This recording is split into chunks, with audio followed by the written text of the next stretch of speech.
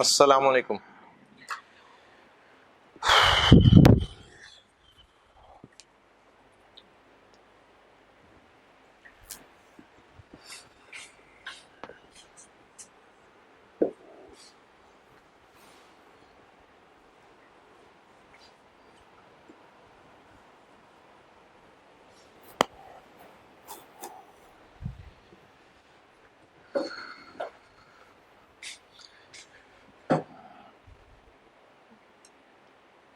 हाँ जी, कैसे हैं सारे? ठीक ठाक हैं? अच्छा, आपको तो खैर 2 दिन बाद मिल रहा होगा लेक्चर, तो अभी बहरहाल ये रमज़ान के बाद रिकॉर्डिंग है। हाँ जी, कायम है ना सारे? कॉज समझ आ रही है? अच्छा, कुछ बच्चे जिन्होंने रमज़ान के बाद ज्वाइन किया क्योंकि वो कैद थे, तो वो पिछले लेक्चर सारे अपडेटेड करके जल्दी मिलें क्लास के साथ। दुरूद शरीफ पढ़ना है।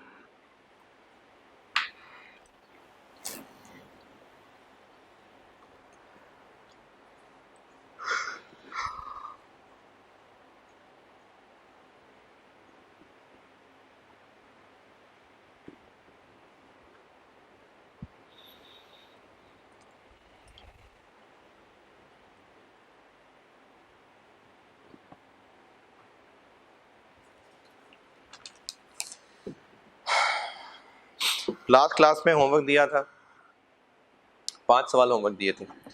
एक ईओक्यू का सवाल था और उसके अलावा 4 छोटे छोटे सवाल बनाए हुए थे, reorder level, maximum level, simple से आसान से सवाल थे। अगर आपने किए होंगे, अगर किए होंगे तो हो गए होंगे। और उन 4 सवालों को मैं डिस्कस नहीं कर रहा, वो आपने अगर किए होंगे तो कर लिए होंगे। हाँ, नहीं चलें ठीक है, उनमें 1-2 पॉइंट हैं, वो भी मैं कर लेता हूँ डिस्कस।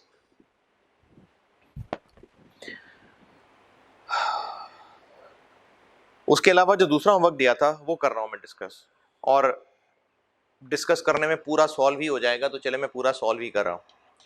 क्वेश्चन 1 दिया था, स्प्रिंग 19।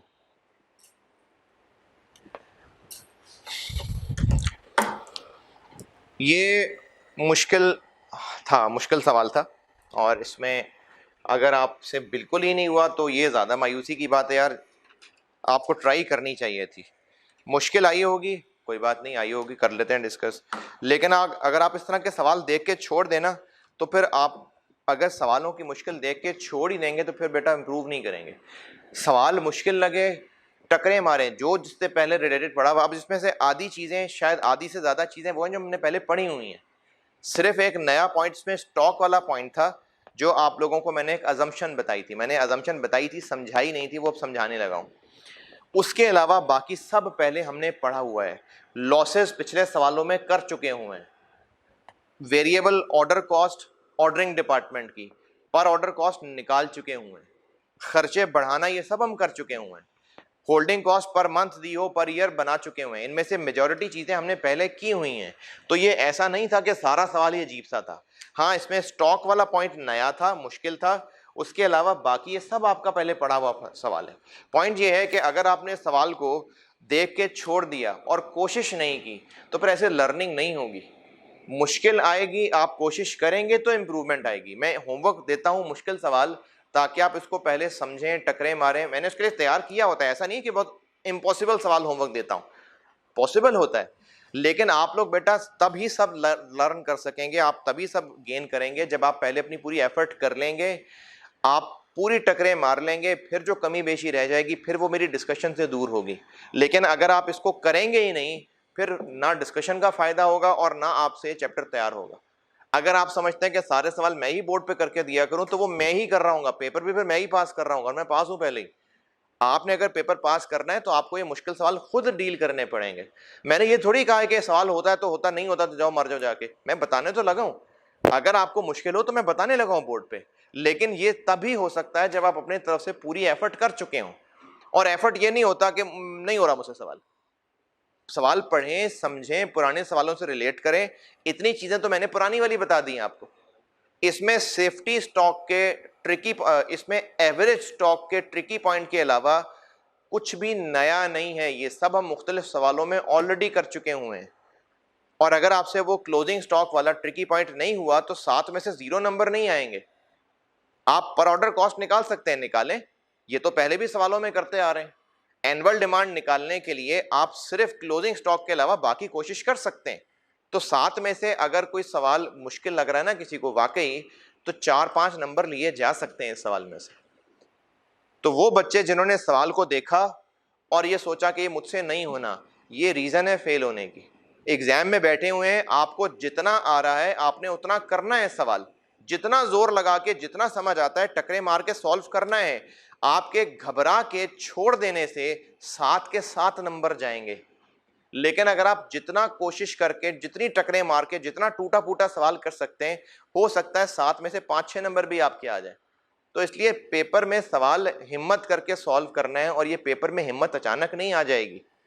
जब आपने होमवर्क्स में मेहनत की होगी, टेस्ट में मेहनत की होगी, तो पेपर में मेहनत आएगी। पेपर में अचानक को सुपर पावर नहीं आ जाएगी आपके अंदर। ईओक्यू फाइंड करना था। ईओक्यू के लिए क्या चाहिए? 2 into annual demand. Annual demand की बात करते हैं। एनुअल डिमांड इस सवाल में सेल्स दी हुई है, और आपको मैं एक सवाल खुद से बना के करवा भी चुका हुआ हूं 2 क्लासेस पहले, मुझे याद है मैंने खुद बनवा के करवाया था, जिसमें 1 साल का स्टॉक दिया हुआ था, अगले साल की सेल्स बढ़नी थी और स्टॉक भी चेंज होना था। ये मैं आपको करा चुका हुआ हूं, ये हमने पढ़ा हुआ है पहले, ये मैंने 2 लेक्चर्स पहले खुद सवाल एक बनवा के करवाया भी था।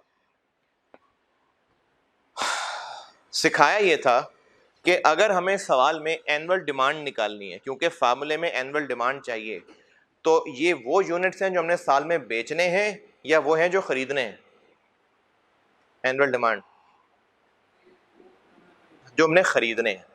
अगर क्वेश्चन में ओपनिंग क्लोजिंग स्टॉक का जिक्र ही नहीं है, सेल्स बताई हुई है, तो फिर वही परचेजेस हैं।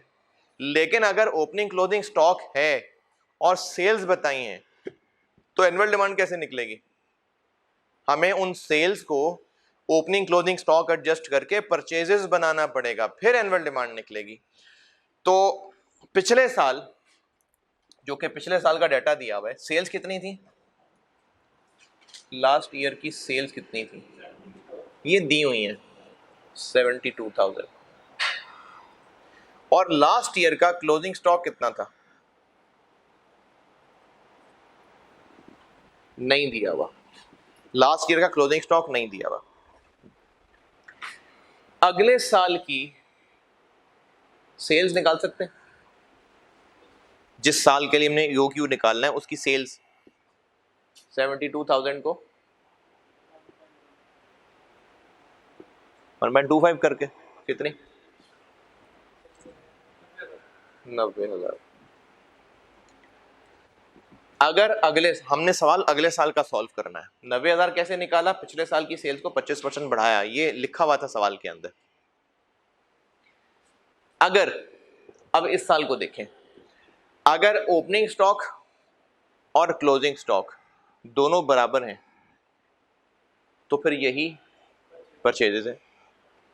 अगर आपको ओपनिंग स्टॉक और क्लोजिंग स्टॉक की इंफॉर्मेशन ही नहीं दी हुई, तो भी यही परचेजेस हैं। लेकिन अगर इंफॉर्मेशन है और ओपनिंग स्टॉक भी लेट से 5,000 यूनिट्स और क्लोजिंग स्टॉक भी 5,000 यूनिट्स है, ओपनिंग भी 5,000 यूनिट्स है और क्लोजिंग भी 5,000 यूनिट्स है, तो फिर भी परचेजेस कितनी होगी?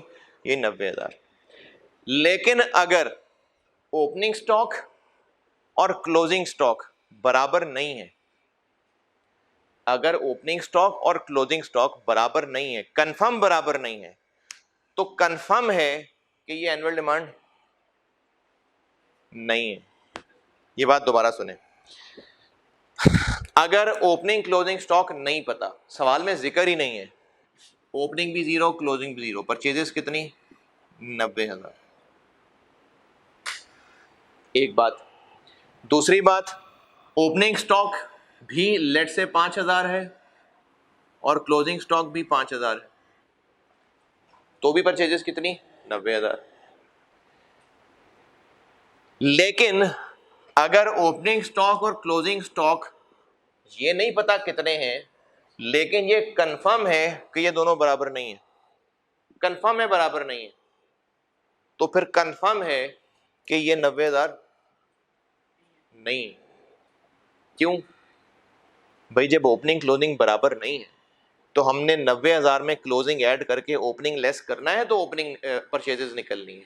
और अगर ये दोनों बराबर नहीं है तो डेफिनेटली ये 90,000 नहीं है। ये बात सही है कि नहीं? एक दफा फिर सुन लें। Sales, opening stock, closing stock, इनको एडजस्ट करेंगे तो परचेजेस बनेंगे। एडजस्ट करने से क्या मुराद है?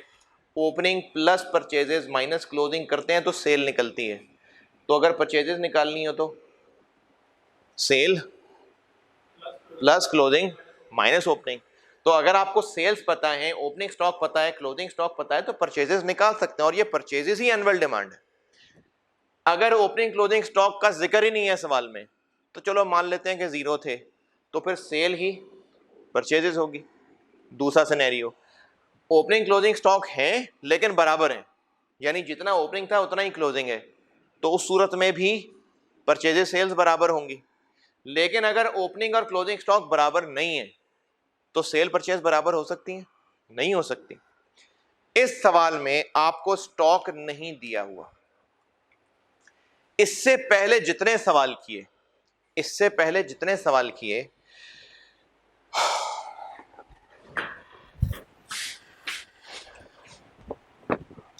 उनमें कुछ में तो एनुअल डिमांड का वर्ड लिखा होता था। जितने सवाल किया पेजेस पलट के देख लेना।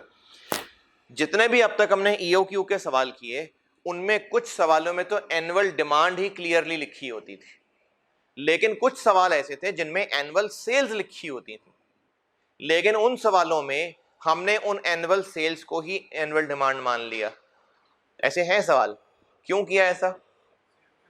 क्योंकि उनमें स्टॉक की इंफॉर्मेशन नहीं थी, तो नहीं थी तो चलो जीरो था, इसलिए हमने एनुअल सेल्स को ही परचेजेस मान लिया था। ऐसा किया था सवालों में। फिर सुने, या तो आपको सवालों के अंदर वर्ड एनुअल डिमांड मिल गया तो बस बात खत्म हो गई। लेकिन कुछ सवाल ऐसे थे जिनमें सेल्स लिखी हुई थी, लेकिन स्टॉक की इंफॉर्मेशन ना होने की वजह से हमने उन्हीं को परचेजेस मान लिया था। लेकिन जिन सवालों में एक दो ही ज्यादा नहीं है, जिनमें स्टॉक भी है, बल्कि शायद एक भी नहीं था, शायद कोई सवाल नहीं अब तक किया था वही जिसमें स्टॉक भी हो, और इससे पहले खुद मैंने बना के कराया था। इससे पहले मैंने खुद बना के कराया था, एक क्लास में था, उसकी एंड यहां पर हुआ था कि मैंने सवाल बनाया था खुद, और इसी तरह से था लास्ट ईयर नेक्स्ट ईयर मैंने खुद बनाया था वो सवाल, वो मैंने खुद बना के कराया था। उसके अलावा अब तक जितने सवाल किए उनमें स्टॉक नहीं आ रहा था।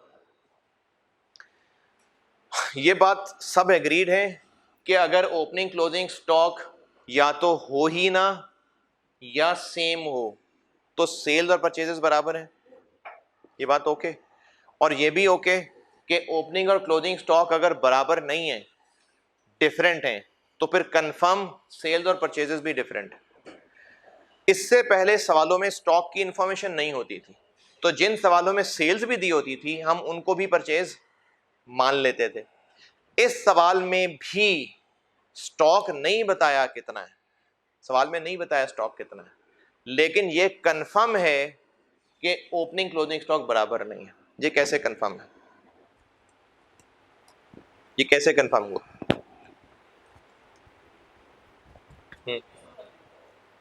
इस सवाल में कंफर्म पता चल रहा है कि ओपनिंग क्लोजिंग स्टॉक बराबर नहीं है। ये कंफर्म कैसे पता चल रहा है?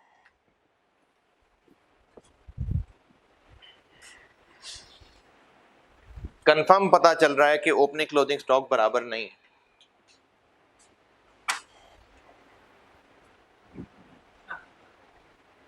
कैसे? एक तो ये कि सेफ्टी स्टॉक बढ़ रहा है, और एक और चीज,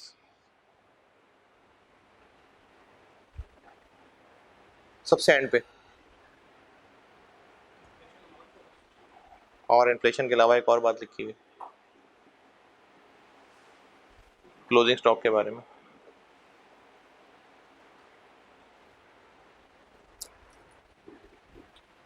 closing inventory varies in line with sales volume. क्या मतलब है इस बात का?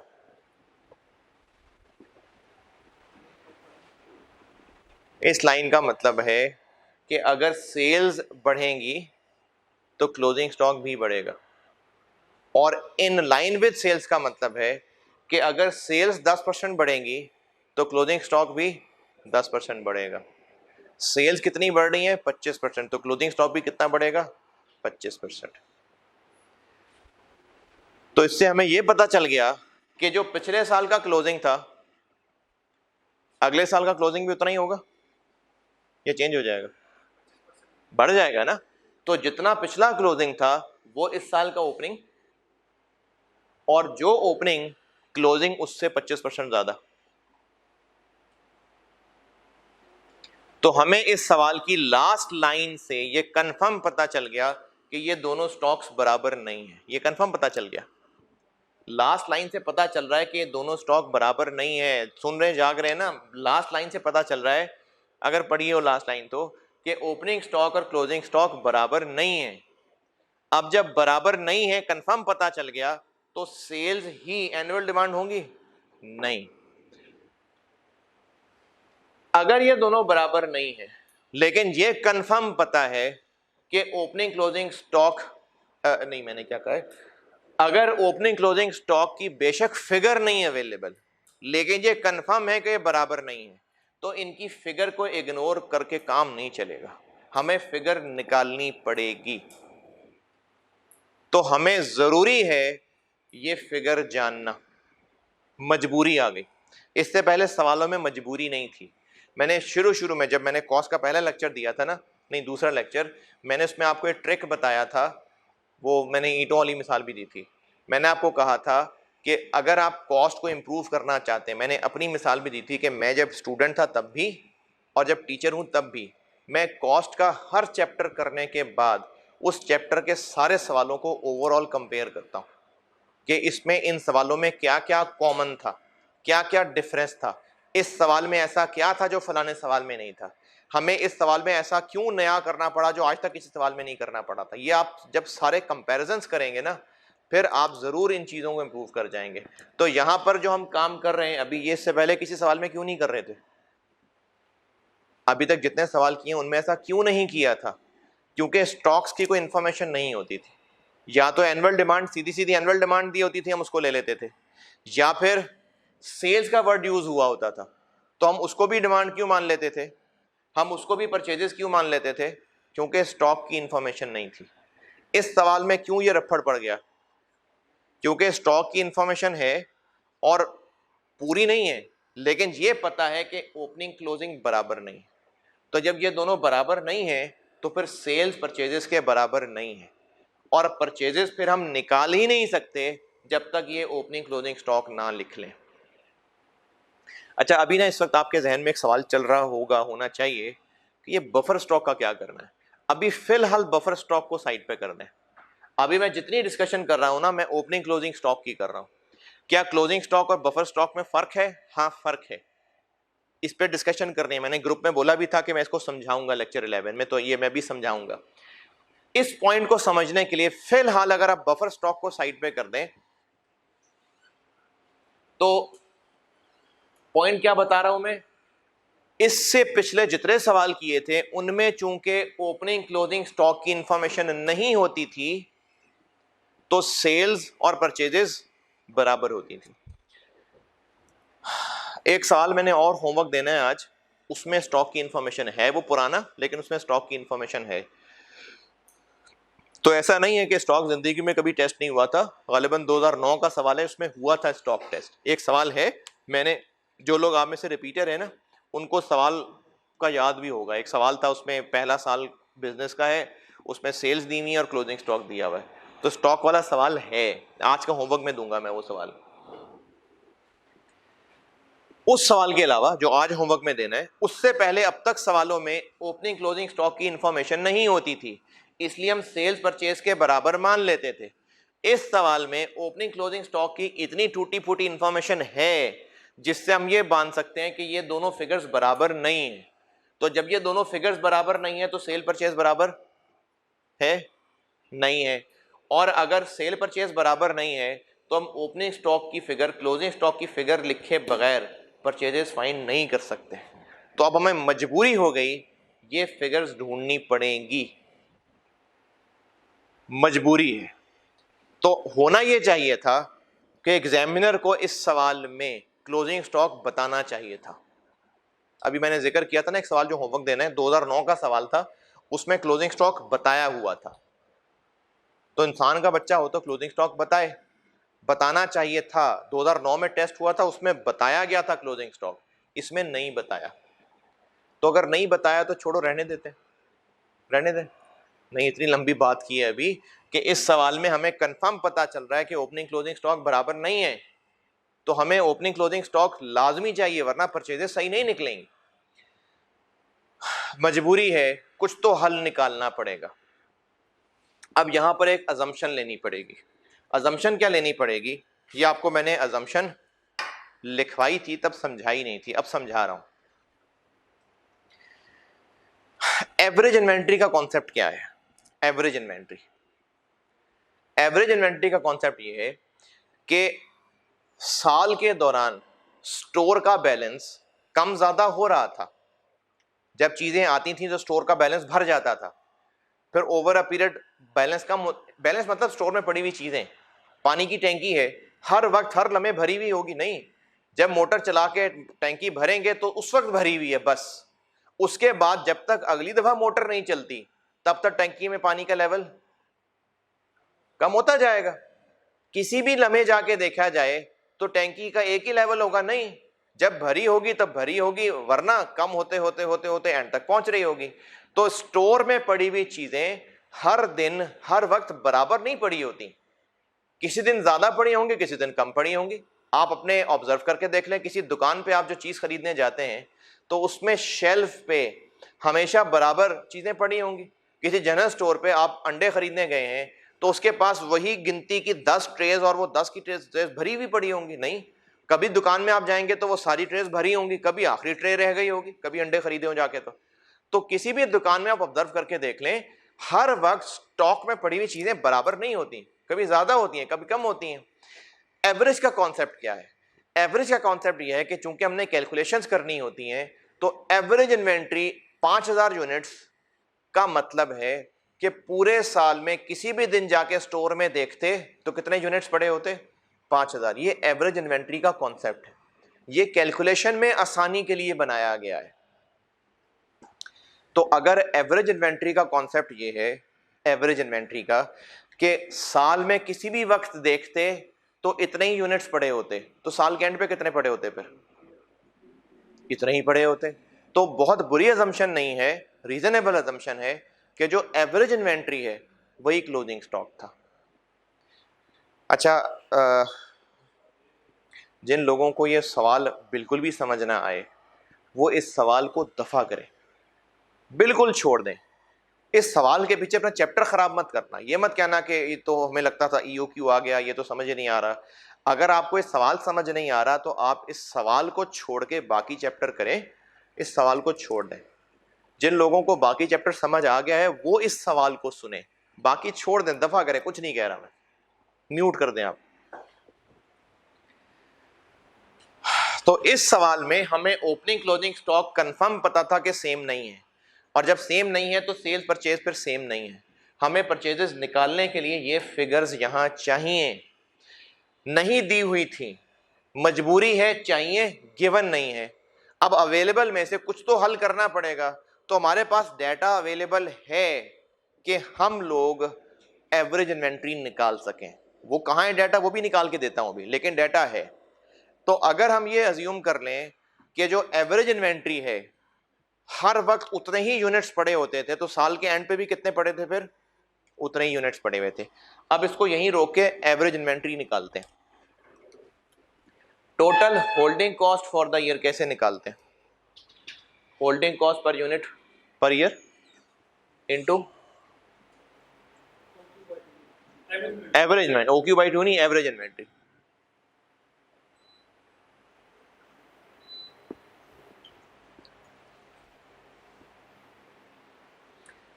ये कितनी दी हुई है सवाल में?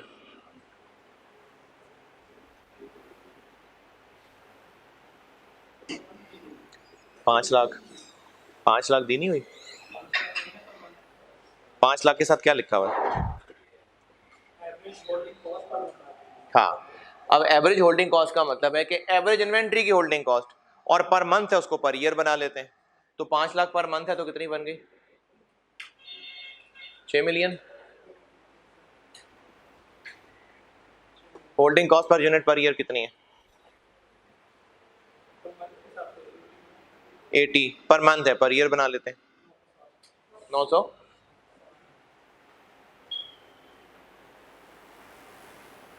यहां से एवरेज इन्वेंट्री निकल सकती है। अच्छा, अगर किसी को लगे कि 6 मिलियन और 960 की बजाय 5 लाख और 80 इस्तेमाल कर लें, कोई मसला नहीं। ये भी पर मंथ है, वो भी पर मंथ है, चलो ठीक है, ये भी चल जाएगा।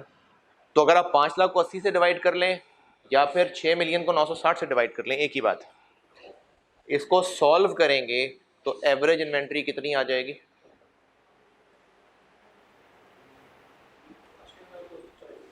6250। तो जो अभी अभी साल एंड हुआ है उसका क्लोजिंग स्टॉक कितना है? 6250। जो अभी करंट ईयर एंड हुआ है, ये उसी का डाटा दिया हुआ है ना, वो इतना है। ये कैसे निकाला?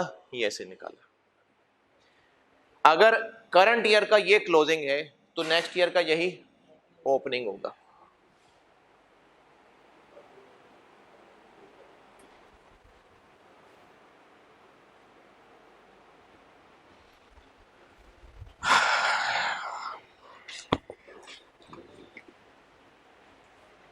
ये वाला पॉइंट आया समझ?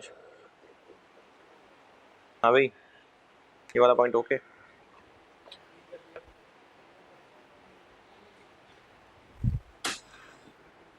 अच्छा, अब इसी सवाल को फिलहाल यहीं रोके एक और बात बताता हूं।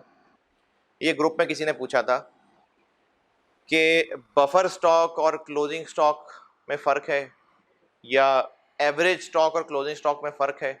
ये तीनों स्टॉक समझ लें। अकाउंटिंग का सवाल है, क्लोजिंग स्टॉक क्या होता है?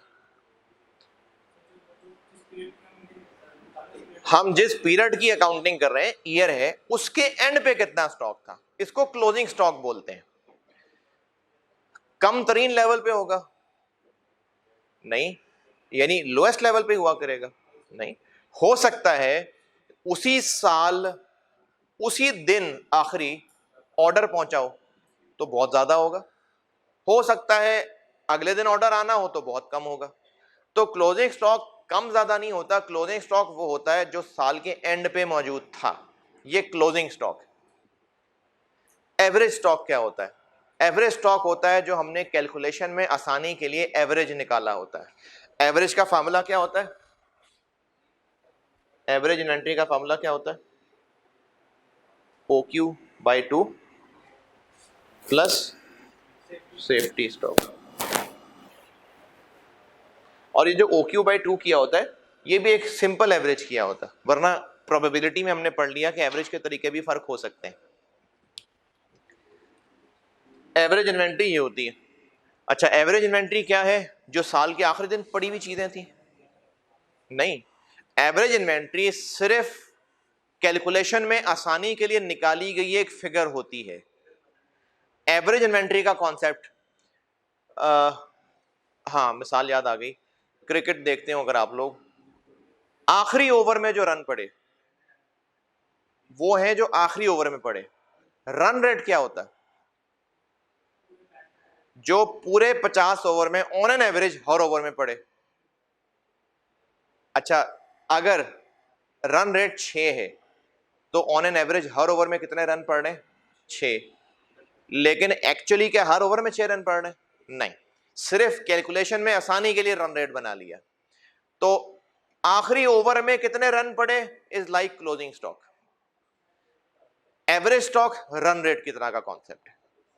तो एवरेज स्टॉक सिर्फ आसानी के लिए एक एवरेज निकाली गई चीज होती है कि हर वक्त स्टोर में इतनी चीजें पड़ी होती थी।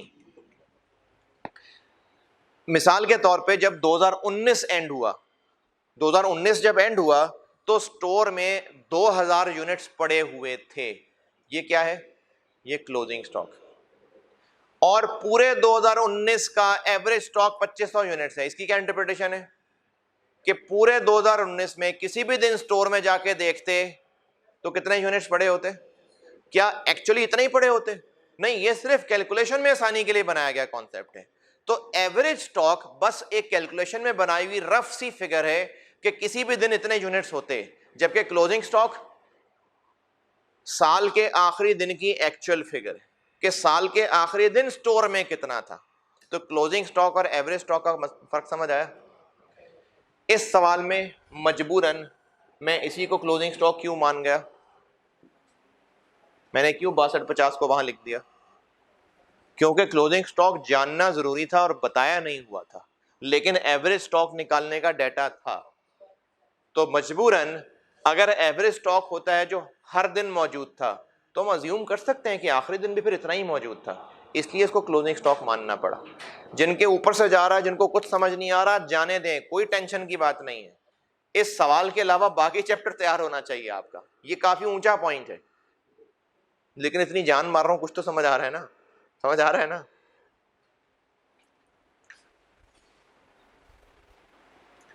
तो मैंने आपको एवरेज स्टॉक और क्लोजिंग स्टॉक का फर्क समझाया। ये मुझसे ग्रुप में किसी ने पूछा था तो मैंने वो बताया आपको।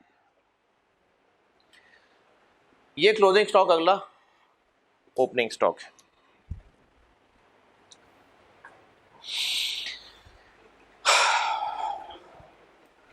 अब आते हैं सेफ्टी स्टॉक क्या होता है।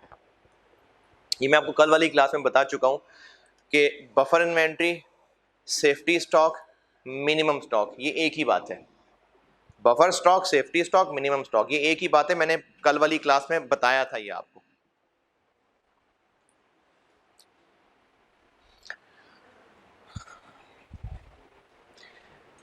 पानी की टंकी से मिसाल लेते हैं। घर में जो पानी की टंकी है,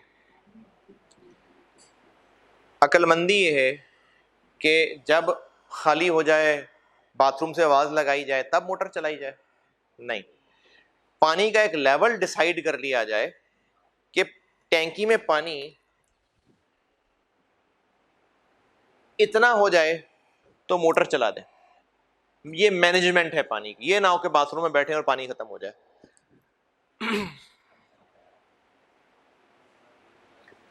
सेफ्टी स्टॉक का कॉन्सेप्ट क्या है कि इससे नीचे पानी नहीं जाना चाहिए।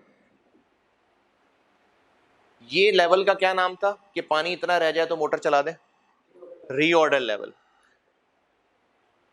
पानी इस्तेमाल हो रहा है, मोटर चला भी दी, लेकिन मोटर पानी उठाने में, ट्यूबवेल से पानी खींचने में, फिर ऊपर तीसरी मंजिल पे टैंकी है, ऊपर चढ़ाने में 2 4 5 मिनट लग जाएंगे। उस दौरान पानी का लेवल इससे और नीचे हो गया होगा। तो सेफ्टी स्टॉक क्या है कि इससे नीचे पानी का लेवल नहीं जाना चाहिए, वरना फिर रिस्क है स्टॉक आउट का। ये सेफ्टी स्टॉक होता है। मिनिमम स्टॉक होता है, बफर इन्वेंट्री कहते हैं। फर्ज करते हैं कि टैंकी है 300 लीटर की। कुछ भी नहीं है 300 लीटर, मैंने वैसे ऐसे ही लिखा है 300 लीटर। और टैंकी में पानी 20 लीटर से नीचे नहीं जाने देना चाहिए। 300 लीटर की टैंकी है फुल, हमने एक लेवल सोचा हुआ है कि 20 लीटर से पानी नीचे नहीं होना चाहिए, वरना नुकसान हो जाएगा। तो ये 20 लीटर क्या हुआ? Safety stock.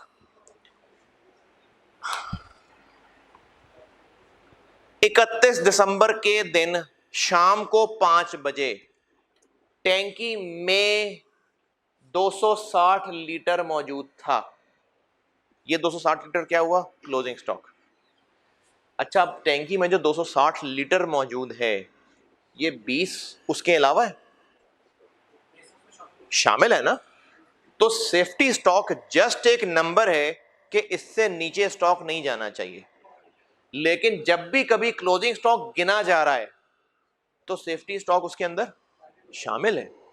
खुद ऐड करना है नहीं, एडेड है। जितने यूनिट्स उस आखिरी दिन स्टोर में मौजूद हैं, ये क्लोजिंग स्टॉक है। सेफ्टी स्टॉक इसके अंदर ऐड कर दें, शामिल है। जब टैंक में पानी का लेवल नापा गया तो वो 260 लीटर था, तो वो 20 लीटर उसमें शामिल है। ये तो हमने वैसे अपना एक कंट्रोल रखा हुआ है कि टैंकी खाली होते होते होते होते 20 लीटर से कम नहीं होना चाहिए। ये हमारा एक सेफ्टी मेजर है, सेफ्टी स्टॉक। लेकिन जब पानी 20 लीटर से ज्यादा है, अभी इस वक्त टैंकी में 25 लीटर पानी है, तो वो उस 20 के अलावा 25 है? नहीं, टैंकी में इस वक्त 100 लीटर पानी है, तो उस 20 के अलावा 100 है। तो फिजिकली वो जो सेफ्टी स्टॉक है वो क्लोजिंग स्टॉक का हिस्सा है, उसमें शामिल है। तो इस 6250 के अंदर सेफ्टी स्टॉक शामिल है कि नहीं शामिल है? पिछले साल का ये क्लोजिंग स्टॉक है, क्लोजिंग स्टॉक है ना। वो तो हम एवरेज को अज्यूम किया कि वो क्लोजिंग है, क्लोजिंग है, इसमें सेफ्टी स्टॉक शामिल है ना। इस 6250 में 2000 शामिल है।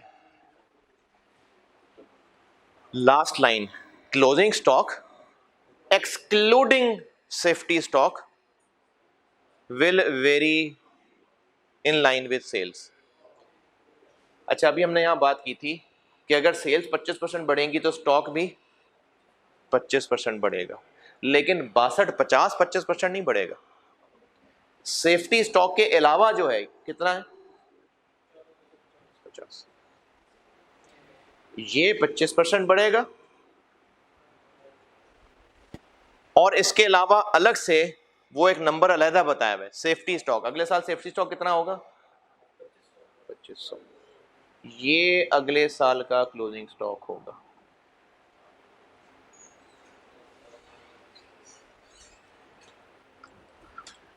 ये अगले साल का क्लोजिंग स्टॉक होगा। तो सॉल्यूशन में देखें, ओपनिंग स्टॉक ये लिखा हुआ है, सेल लिखी हुई 90,000, क्लोजिंग स्टॉक ये लिखा हुआ, और सेल्स में क्लोजिंग ऐड और ओपनिंग लेस करेंगे तो क्या आंसर आ जाएगा? परचेजेस। और इसमें वही पॉइंट जो वो हॉकी लिमिटेड वाले में किया था, स्टोर में लॉसेस हो जाते हैं। उसमें स्टोर में लॉसेस हो रहे थे, इसमें रस्ते में लॉसेस हो रहे हैं। उसमें स्टोर में लॉसेस हो रहे थे, इसमें रस्ते में लॉसेस हो रहे हैं। तो हमें फिर ज्यादा ऑर्डर करना पड़ेगा। कितने लॉसेस हो रहे हैं? नहीं, अगले साल में। पिछले साल कितने होते थे? अच्छा, 6% लॉस होने हैं। तो जो आंसर इसका परचेजेस का निकलेगा उसको हमें 0.94 से ग्रॉस करना पड़ेगा। ये पॉइंट हम पहले भी 2 दफा कर चुके हैं, लॉसेस से ग्रॉस करना। ये पहले भी 2 सवालों में किया, तो ये कोई अनहोना पॉइंट नहीं था। Opening stock, sales, closing stock, इनको नेट करने से मुराद है sales plus closing minus opening. Purchases निकलेंगी, लेकिन वो परचेजेस होंगी जो हम तक पहुंचेंगी। रास्ते में डाकू भी पड़ने हैं, तो हमें ऑर्डर कितने का देना होगा? ज्यादा का। तो इसको फिर आप देखिए अगली लाइन में 0.94 से ग्रॉस किया हुआ, और जो आंसर निकला है ये है एनुअल डिमांड। बड़ा टाइम लगा यार इस पॉइंट को समझाने में। ये एनुअल डिमांड है। तो ये इस सवाल में एनुअल डिमांड है। बाकी जो ऑर्डर कॉस्ट पर ऑर्डर निकाली हुई है, ये पहले भी हम 2 सवालों में कर चुके हुए हैं। ऑर्डरिंग डिपार्टमेंट या प्रोक्योरमेंट डिपार्टमेंट की वेरिएबल कॉस्ट मैंने कहा था रेलिवेंट होती है। इस सवाल में टोटल दी हुई और फिक्स्ड दी हुई है, वेरिएबल कैसे निकलेगी? दोनों का डिफरेंस ले लेंगे। और टोटल दी हुई है, पर ऑर्डर तक कैसे पहुंचे? नंबर ऑफ ऑर्डर से डिवाइड कर दें। अच्छा, नंबर ऑफ ऑर्डर्स कौन से, 100 या 40?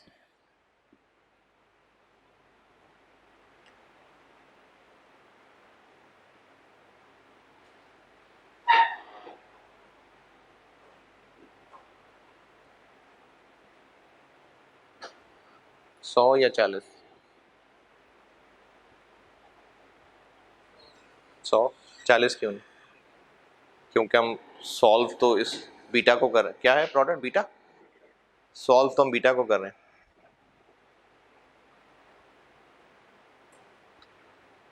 टोटल वेरिएबल, ऑर्डरिंग डिपार्टमेंट की वेरिएबल कॉस्ट, मैंने आपको कहा था कि ये रेलिवेंट होती है, ये रेलिवेंट होती है। तो ऑर्डरिंग डिपार्टमेंट की टोटल वेरिएबल कॉस्ट दी हुई है, टोटल माइनस फिक्स करेंगे तो वेरिएबल आ जाएगी। ये टोटल है, पर ऑर्डर कैसे निकालें? नंबर ऑफ ऑर्डर से डिवाइड करके। मॉडर्न डिस्ट्रीब्यूटर्स वाला सवाल, कार्ल्टन वाला, टोटल वेरिएबल कॉस्ट कार्ल्टन की दी हुई थी तो डिवाइडेड बाय कार्ल्टन के ऑर्डर से किया था। चोको किंग वाला सवाल, cocoa powder, total order cost all products की दी हुई थी तो डिवाइडेड बाय ऑल प्रोडक्ट्स के ऑर्डर से किया था। इस सवाल में numerator total variable order cost किसकी है? सिर्फ बीटा की या सारे प्रोडक्ट्स की? सारे प्रोडक्ट्स की। तो divided by number of orders किसके करें? सारे प्रोडक्ट्स। तो बीटा के 40 ऑर्डर्स का कुछ भी नहीं करना, इसका कुछ भी नहीं करना। तो यहां से निकलेगी पर ऑर्डर कॉस्ट और होल्डिंग कॉस्ट बताई हुई है, होल्डिंग कॉस्ट ये बताई हुई है। तो यहां से EOQ निकल आएगा। और ये जो 10% बढ़ाया है ये पहले भी हम काम कर चुके हैं। जो होल्डिंग कॉस्ट बताई है 960, ये पिछले साल की है। अगले साल की कैलकुलेशन हम कर रहे हैं, उसमें 10% महंगी होगी तो उसको 1.1 कर लिया। इसी तरह ऑर्डर कॉस्ट पिछले साल की है, 1.1 कर लें तो वो अगले साल की आ जाएगी। ये था सवाल 7 नंबर। अच्छा, मैंने ग्रुप में किए हुए वादों का एवरेज इन्वेंट्री और क्लोजिंग स्टॉक का फर्क बता दिया। और क्या था? बता दिया, वो भी बता दिया। और क्या बताना था? हाँ, एक सवाल ये पूछा गया था ग्रुप में कि कार्ल्टन वाले सवाल के अंदर सॉल्यूशन करते हुए सेफ्टी स्टॉक को इग्नोर क्यों किया हुआ? ये ग्रुप में ये सवाल हुआ था कि कार्ल्टन वाला जो सवाल है, जब उसमें हम total carrying cost for the year निकाल रहे थे, कार्ल्टन वाला मॉडर्न डिस्ट्रीब्यूटर्स, जब उसमें हम total carrying cost for the year निकाल रहे थे तो जो किताब में सॉल्यूशन है, आई कैप में भी और पता नहीं शायद पैक में भी, राइज में भी शायद ऐसे ही है, तो उसमें total carrying cost for the year निकालते हुए सेफ्टी स्टॉक को इग्नोर क्यों किया हुआ है?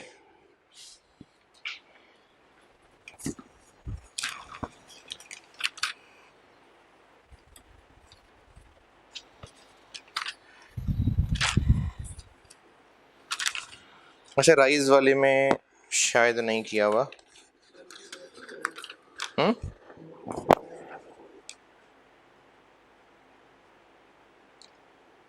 अच्छा, जो लोग राइज वाली बुक से देख रहे हैं ना, उसमें एडेड है, उसमें इग्नोर्ड नहीं है। जो राइज की बुक में सॉल्यूशन है उसमें एवरेज स्टॉक निकालते हुए, कैरिंग कॉस्ट निकालते हुए सेफ्टी स्टॉक को इग्नोर नहीं किया हुआ, लेकिन जो आई कैप की बुक में दे रहे थे उसमें इग्नोर किया हुआ। जिन्होंने आई कैप की बुक से देखा है उसमें इग्नोर किया हुआ है। इसकी वजह समझ लें। हम इसके सवाल में कर क्या रहे हैं, इस सवाल की रिक्वायरमेंट क्या है? हमने दो OQs को कंपेयर करना है और उनकी टोटल कॉस्ट का डिफरेंस लेना है। एक में OQ निकला था 6500 और एक में OQ है शायद 5570, मेरा ख्याल है। हमने इन दोनों में टोटल कॉस्ट को कंपेयर करना है, मतलब दोनों की टोटल कॉस्ट का डिफरेंस लेना है। होल्डिंग कॉस्ट पर यूनिट निकली थी 177। इस सूरत में एवरेज इन्वेंट्री होगी OQ/2 प्लस सेफ्टी स्टॉक। इस सूरत में एवरेज इन्वेंट्री होगी OQ/2 प्लस सेफ्टी स्टॉक। अब हमने इनका डिफरेंस लेना है। यहां भी 2177 से मल्टीप्लाई हो रहा है और यहां भी 2177 से मल्टीप्लाई हो रहा है। अगर हम इसको इग्नोर कर भी दें तो भी डिफरेंस तो उतना ही आएगा ना? क्यों जी? डिफरेंस तो उतना ही आएगा। क्या हुआ?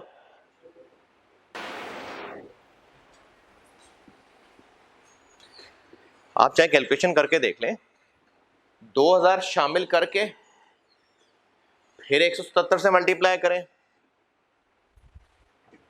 और डिफरेंस लें, या 2000 को इग्नोर करके फिर डिफरेंस लें, सेम आएगा।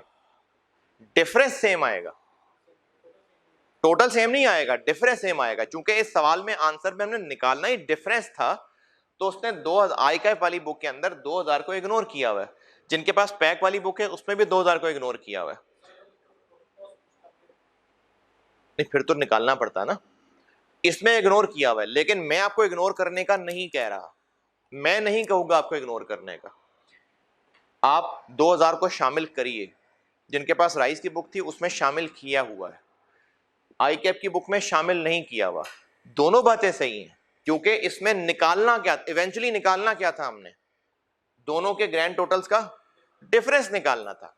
तो ये 2000 लिखें या ना लिखें डिफरेंस पे फर्क नहीं पड़ेगा, लेकिन आप लिखें, इसलिए लिखें। अच्छा, डिफरेंस पे फर्क क्यों नहीं पड़ेगा? क्योंकि उधर भी 2000 है, इधर भी 2000 है, इधर भी 177 है और इधर भी 177 है। अगर यहां 177 होता और यहां 170 होता फिर फर्क पड़ता। सिर्फ ये नहीं कि उधर भी 2000 है इधर भी 2000 है, भाई हो सकता है ये फिगर चेंज होता। तो आप आदत यही रखिए कि सेफ्टी स्टॉक भी एवरेज स्टॉक में डालना है, आप इसी चीज की आदत रखिए। आईके वाले सॉल्यूशन में फर्क क्यों नहीं पड़ रहा? क्योंकि ये सेम थी बात, लेकिन हो सकता है सवालों में सेम ना हो। जैसे एक हमने ना एरोमा हब्स का सवाल किया था, एरोमा हब्स के नाम से एक सवाल किया था स्प्रिंग 17 का, ये मैंने क्लास में काफी सारा डिस्कस भी किया था, होमवर्क दिया था और क्लास में काफी सारा डिस्कस किया था। इस सवाल में भी शायद सेफ्टी स्टॉक था, शायद था। तो इस सवाल में इसकी होल्डिंग कॉस्ट और थी, इसकी होल्डिंग कॉस्ट और थी, यहां पर यूनिट होल्डिंग कॉस्ट और निकली थी, इस ऑप्शन में पर यूनिट होल्डिंग कॉस्ट और निकली थी। अब उस सूरत में सेफ्टी स्टॉक को इग्नोर करना गलत हो जाएगा, तो इसलिए आप सेफ्टी स्टॉक को शामिल रखिए, सेफ्टी स्टॉक को इग्नोर मत करिए।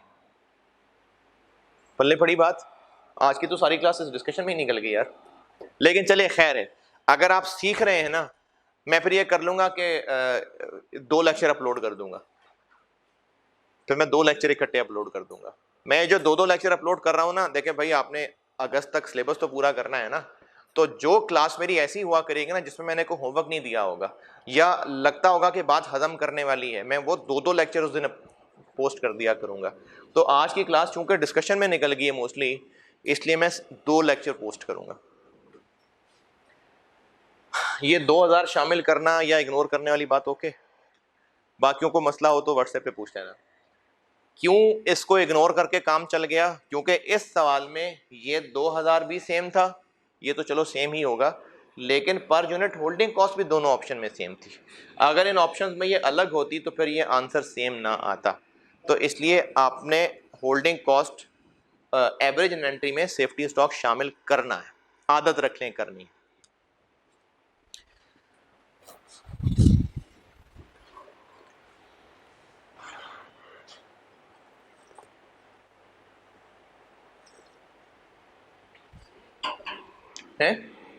क्या? हाँ सही है, मैंने वैसे ध्यान भी देना छोड़ दिया था। अच्छा, और कुछ ग्रुप में पेंडिंग हो? हाँ, एक बात और बतानी है, मैंने ग्रुप में कहा था कि मैं आपको एक पहचान और बता दूंगा, रेलिवेंट, एक और पहचान बता दूंगा, उससे आपको रेलिवेंट पहचानने में हेल्प होगी। ये भी मैंने ग्रुप में कहा था।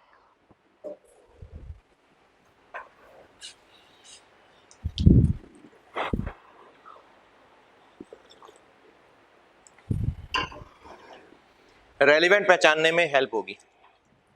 एक तो मैंने आपको टिप ये बताई थी कि वो ऑर्डर कॉस्ट जो पर ऑर्डर दी हुई है वो रेलिवेंट है, और जो पर यूनिट दी हुई है वो रेलिवेंट नहीं। फिर होल्डिंग कॉस्ट के लिए पहचान बताई थी कि वो होल्डिंग कॉस्ट जो पर यूनिट दी हुई है वो रेलिवेंट है। एक और टिप बताता हूं, शायद देखें इससे भी फायदा हो।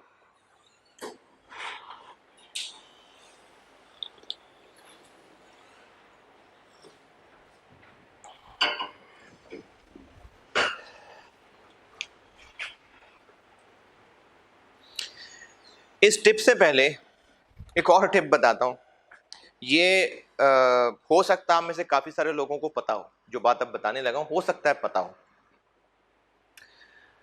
और हो भी सकता है कि पता भी हो और कभी किसी ने इस बात पे इतना गौर ना किया हो। लेकिन जो बात आपको मैं बताने लगा हूं, कुछ के लिए नई होगी, कुछ के लिए पुरानी बात होगी, लेकिन मैं इसको इतना इंपॉर्टेंस इसलिए दे रहा हूं क्योंकि कॉस्ट अकाउंटिंग में ना स्पेशली, अरे वाह भाई, कॉस्ट अकाउंटिंग में स्पेशली आप अक्सर ऐसी कैलकुलेशंस में फंस जाएंगे कि आपको ये समझ नहीं आ रही होगी कि हाँ मल्टीप्लाई करना है कि डिवाइड करना है, ब्रैकेट कहां लगाना है कहां नहीं लगाना, यहां पर अक्सर फंस जाया करेंगे आप। तो जो बात अब बताने लगा हूं, अगर आपने उसको अच्छी तरह समझ लिया, आजमाई भी बात है, मुझे तो बड़ा फायदा होता है इससे, अगर आपने इसको अच्छी तरह समझ लिया तो इंशाल्लाह फिर जहां पर आप फंस रहे होंगे ना कि मल्टीप्लाई करना है कि डिवाइड करना है, वहां पर आपको निकलने में मदद मिलेगी। तो आपको मैं एक कैलकुलेशन की टिप बताने लगा हूं, हो सकता है आपको पहले पता है, लेकिन हो सकता है पता हो और आपने कभी गौर ही ना किया हो। तो अब इसको गौर से समझ लें। अपेरेंटली अभी आपको बात आसान लगेगी और शायद बेकार बात लगेगी, लेकिन यकीन करें बेकार नहीं है। जिन सवालों में आप फंस गए ना मल्टीप्लाई डिवाइड में, वहां पर आपको मेरी बात याद आएगी। और भी ग्रुप में भी एक बच्चे ने, एक मासूम बच्चे ने एक हरकत की थी, उससे मुझे फिर लगा कि ये बात बतानी चाहिए।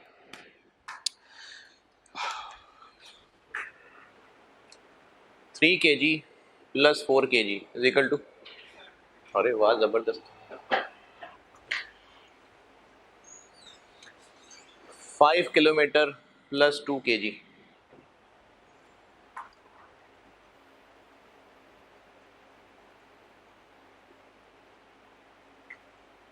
नहीं, ये नहीं हो सकता।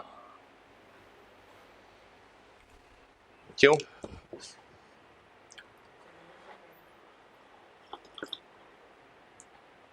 हम जब भी नंबर्स को प्लस माइनस मल्टीप्लाई डिवाइड कर रहे हैं तो वही सलूक उन नंबर्स के मेजरमेंट यूनिट्स के साथ भी हो रहा है।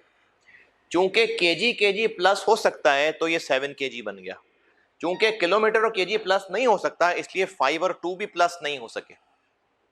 एक और मिसाल देखें,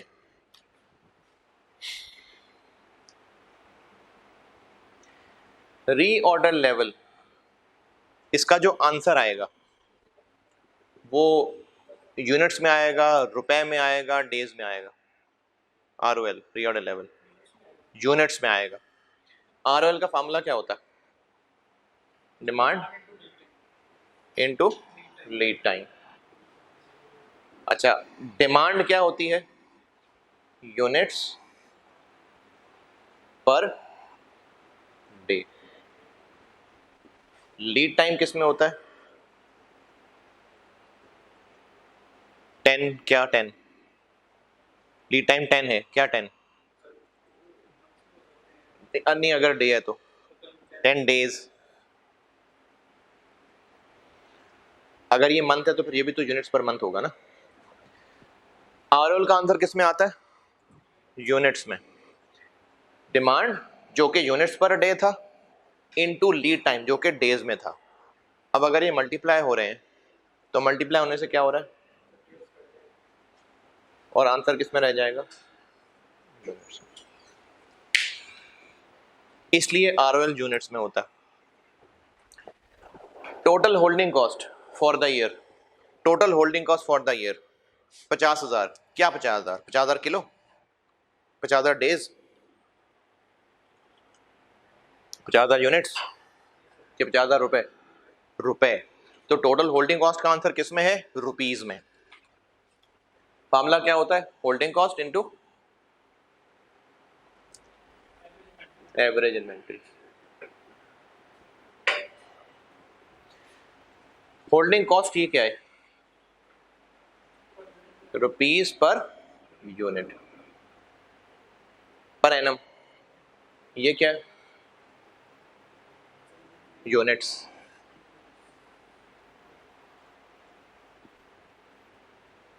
आंसर आ गया रुपीज में।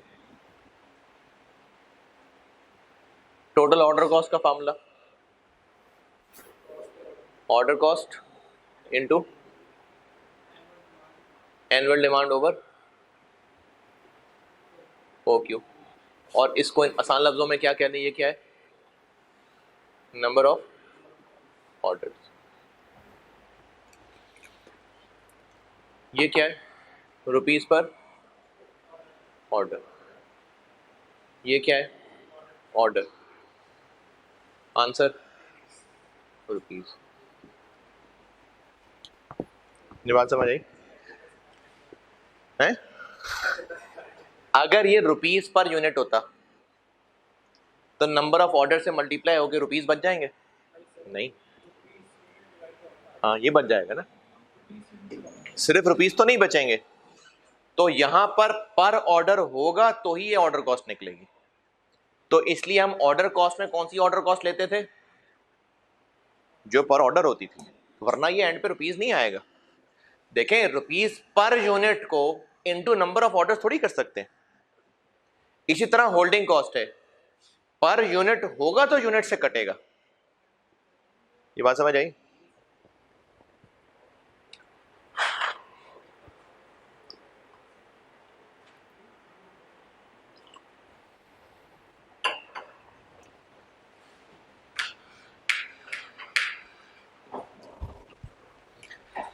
कल मैं जिस वो मासूम बच्चे की बात कर रहा हूं,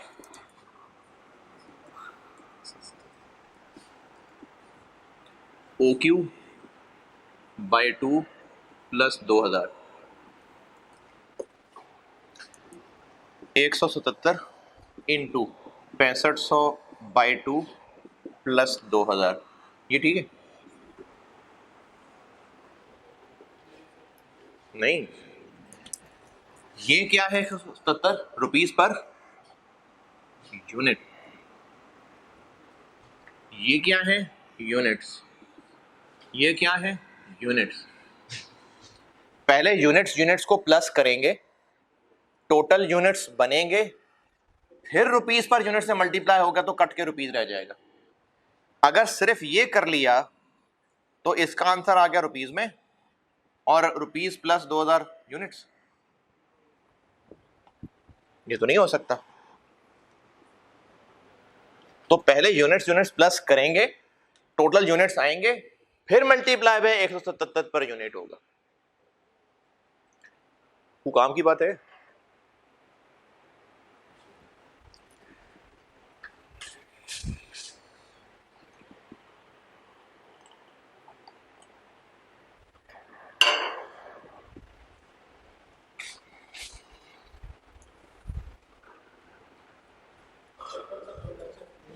हैं?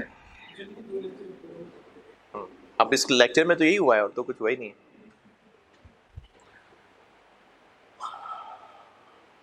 अच्छा, ये बात क्लियर कि टोटल ऑर्डर कॉस्ट में हम ऑर्डर पर ऑर्डर क्यों लेते हैं? कॉस्ट पर ऑर्डर क्यों लेते हैं? बात ओके?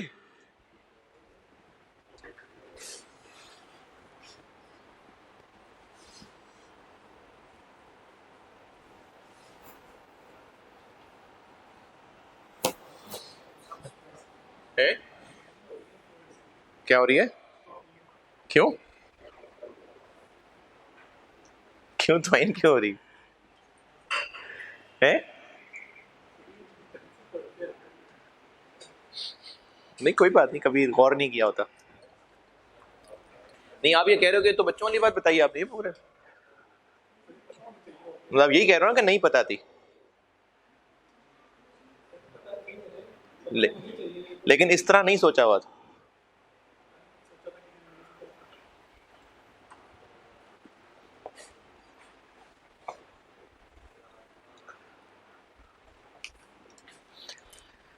अच्छा, एक और अब टिप ये बता रहा हूं, रेलिवेंट पहचानने में हेल्प होगी आपको।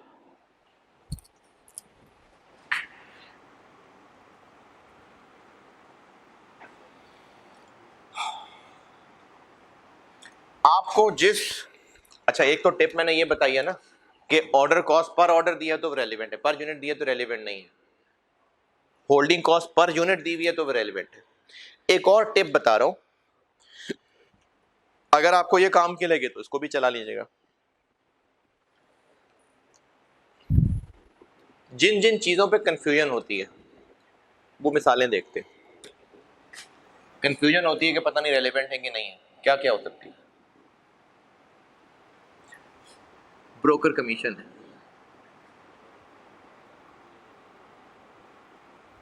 ब्रोकर कमीशन दी हुई है ₹5 पर यूनिट।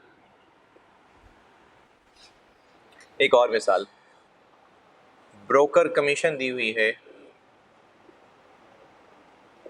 2000 पर ऑर्डर। और मिसाल, ट्रांजिट इंश्योरेंस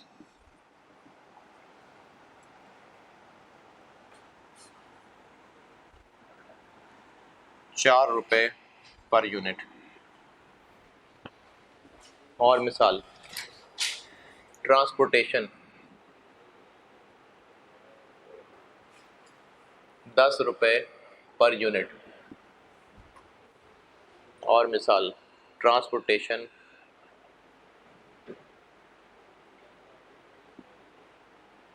1500 पर ऑर्डर।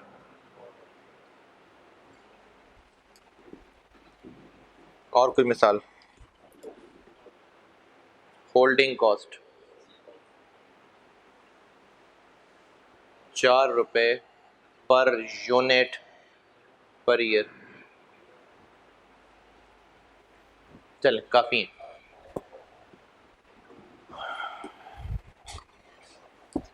आपको 5 रुपए पर यूनिट कमीशन बताई हुई है, total broker commission for the year कैसे निकाले? 5 रुपए per unit into number of orders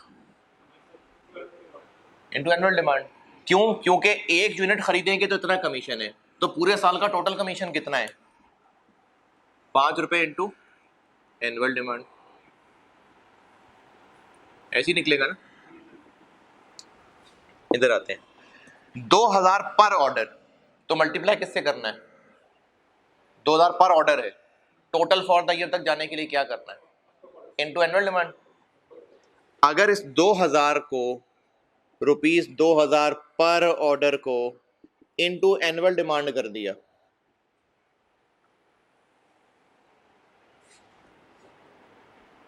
तो ये गलत क्यों हो जाएगा? ऑर्डर यूनिट्स कैंसिल नहीं होंगे ना, ऑर्डर यूनिट कैंसिल नहीं होंगे। तो अगर ये पर ऑर्डर है तो आगे में नंबर ऑफ ऑर्डर्स चाहिए, अभी जो सारी कहानी बताई है। तो इस सूरत में अगर हमें चाहिए total broker commission for the year, तो अगर एक ऑर्डर पे 2000 लगता है तो टोटल फॉर द ईयर कैसे निकालें? Into number of orders. और नंबर ऑफ ऑर्डर्स कैसे निकालते हैं? Annual demand over OQ। ऐसे ही ट्रांजिट इंश्योरेंस है 4 रुपए पर यूनिट, 4 रुपए per unit. Total insurance cost कैसे निकालेंगे? 4 रुपए पर यूनिट है कि एक यूनिट रास्ते से गुजारने का 4 रुपए इंश्योरेंस है, पूरे साल में टोटल इंश्योरेंस किन पे पड़ेगी? एनुअल डिमांड पे। क्यों? क्योंकि 4 रुपए पर यूनिट है, इनटू नंबर ऑफ ऑर्डर्स कर दूं? नहीं, annual demand.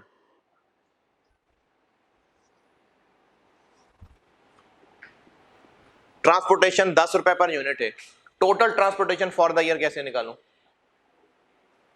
Number of orders, annual demand. क्योंकि पूरे साल में इतने यूनिट्स हमने लेके आने हैं और 10 रुपए पर यूनिट खर्चा है, ये निकलेगी total transportation for the year.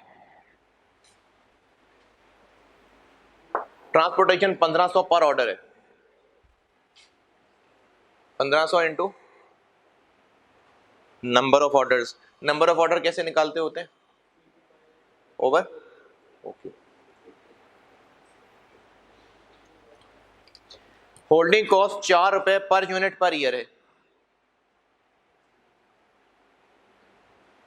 4 रुपए पर यूनिट पर ईयर, 4 रुपए पर यूनिट। पूरे साल एनुअल डिमांड पड़ी रहेगी स्टोर में, पूरे साल कितने यूनिट स्टोर में पड़े रहेंगे? Average inventory.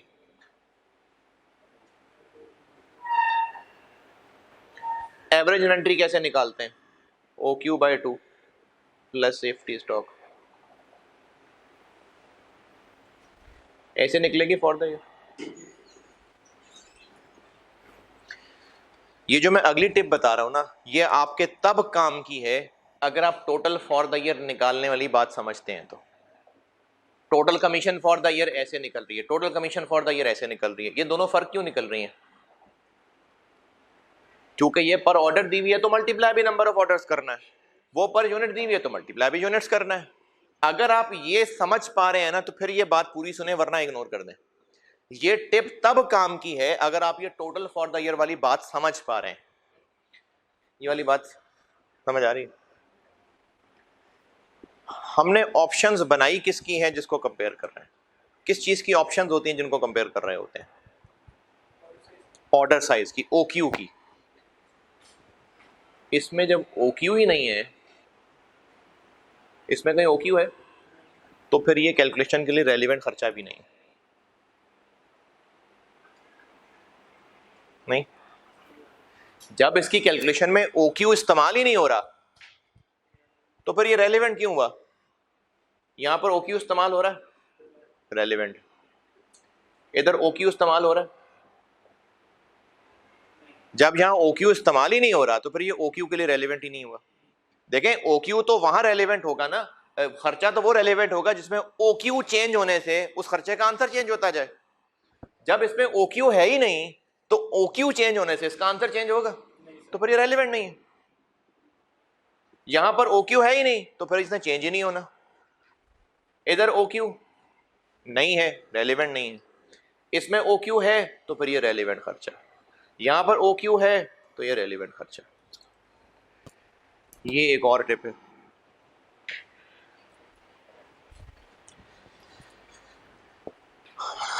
अच्छा, और क्या पेंडिंग रह गया अभी? होमवर्क डिस्कस हो गया और पूरा सवाल ही करा दिया मैंने, और ये आपके पिछले मसाइल मैंने डिस्कस कर दिए। ठीक है, आगे चलते हैं। ये तो लेक्चर 2 अपलोड होंगे यार।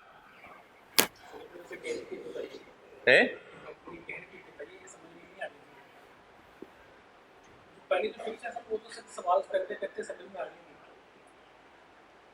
नहीं, फायदा हुआ इससे कि नहीं?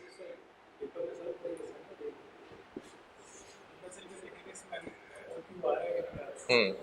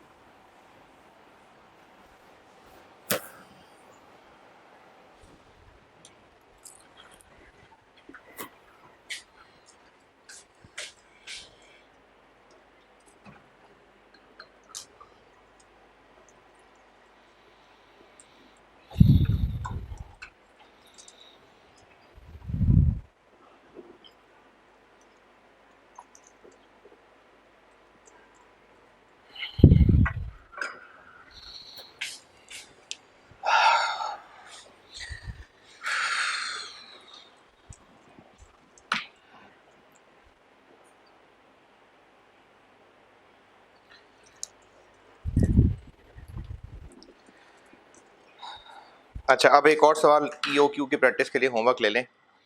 ये सवाल पैक की बुक जिनके पास है, पैक की, उसमें ये क्लास वर्क 10 था। Class work 10।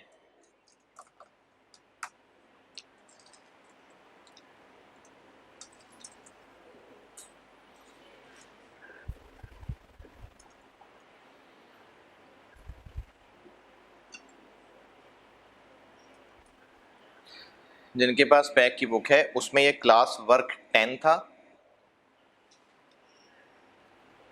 स्प्रिंग 9 का सवाल। राइज वाली बुक में ये सवाल नहीं है। आई कैप वाली बुक में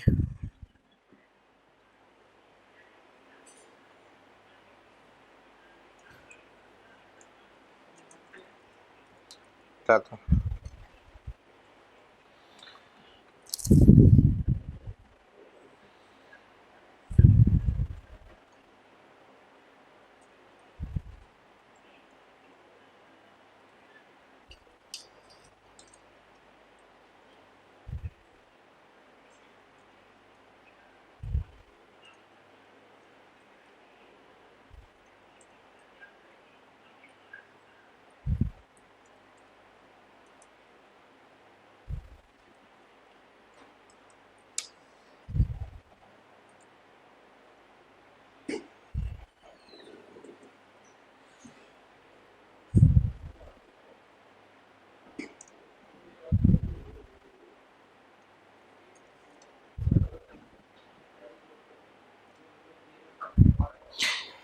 पैक वाली बुक में ये क्लास वर्क 10 बताया मैंने, स्प्रिंग 9 का सवाल है।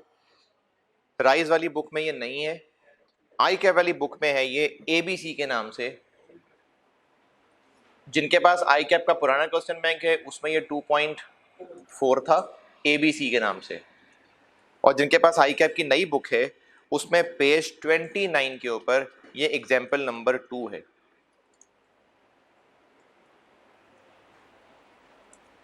और जैसा कि मैंने कहा था कि आई कैप की जो नई बुक होती है उसमें सवाल और आंसर की तमीज़ नहीं होती, इसमें सवाल कहाँ ख़त्म हो रहा है आंसर कहाँ शुरू हो रहा है ये नहीं पता चलता। तो जिनके पास आई कैप की नई बुक है उनको मैं गाइड कर देता हूँ। एग्जाम्पल 2 शुरू हो रही है पेज 29 पे, और पॉइंट 1 2 3 4 5 अगले पेज पे पॉइंट 6 है 7 है, और उसके बाद ये जो पॉइंट 7 लिखा हुआ है उसके बाद एक लाइन लिखी हुई है computation of EOQ and estimated carrying cost and ordering cost for the first year would be as follows. तो ये जो वुड बी एज फॉलोज है ये वर्ड काट दे, तो ये जो लाइन है ना computation of EOQ and estimated carrying cost and ordering cost for the first year of operation, ये रिक्वायरमेंट थी इस सवाल की, ये इस सवाल की रिक्वायरमेंट थी। Compute EOQ and estimated carrying cost and ordering cost for the first year of operation, ये रिक्वायरमेंट थी। तो जिनके पास आई कैप की नई बुक है पॉइंट 7 के नीचे जो लाइन लिखी हुई है ना, पॉइंट 7 है ऑर्डरिंग कॉस्ट 300 पर ऑर्डर, इसके नीचे जो लाइन लिखी हुई है ये रिक्वायरमेंट है। तो वो जो एज फॉलोज के बाद चल रहा है वो सोल्यूशन शुरू हो गया है वहां पर। तो पहले आप सवाल करिएगा उसके बाद सोल्यूशन देखते होते हैं, सवाल सॉल्व करने के बाद देखते हैं, सवाल पढ़ने के बाद सोल्यूशन नहीं देखते कि हाँ इन्होंने सही सॉल्व किया हुआ है, आपने सवाल सॉल्व करना होता है। तो पैक की बुक में क्लास वर्क 10 है, आई कैप के पुराने क्वेश्चन बैंक में 2.4 है, और आई कैप के नए क्वेश्चन बैंक में यानी नई बुक के अंदर पेज 29 पे एग्जाम्पल 2 है ABC के नाम से। ABC has recently established a new unit in Multan, और राइज वाली बुक में ये सवाल नहीं है। ये आपका सवाल होमवर्क है, ये करना है, ये करके आइएगा। अच्छा, इस सवाल में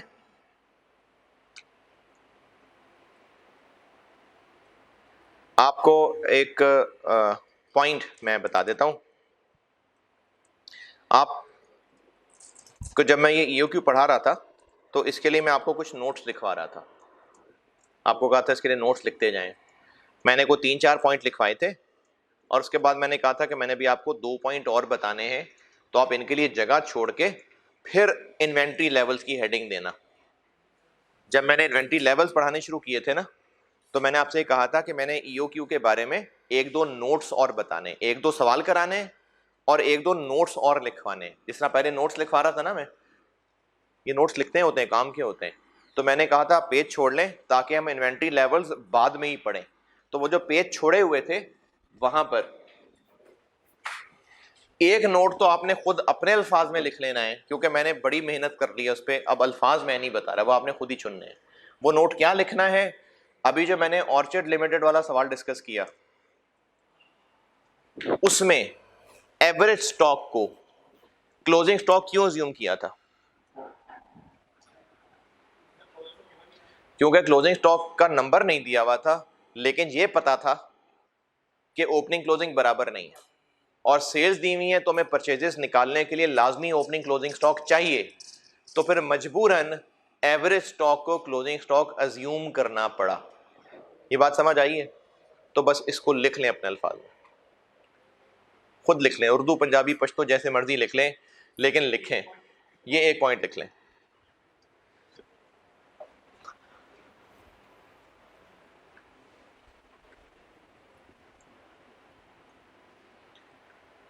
पॉइंट दोबारा बता देता हूं, अगर हमें क्वेश्चन में एनुअल डिमांड निकालने के लिए क्लोजिंग स्टॉक लाजमी चाहिए, पता चल रहा है कि लाजमी चाहिए, लेकिन क्लोजिंग स्टॉक नहीं दिया हुआ, हाँ एवरेज स्टॉक की इंफॉर्मेशन है, तो फिर हम एवरेज स्टॉक को क्लोजिंग स्टॉक अज्यूम कर लेंगे, और ये नोट लिखेंगे, ये पेपर में लिखेंगे ये बात कि हम अज्यूम कर रहे हैं कि यही क्लोजिंग स्टॉक।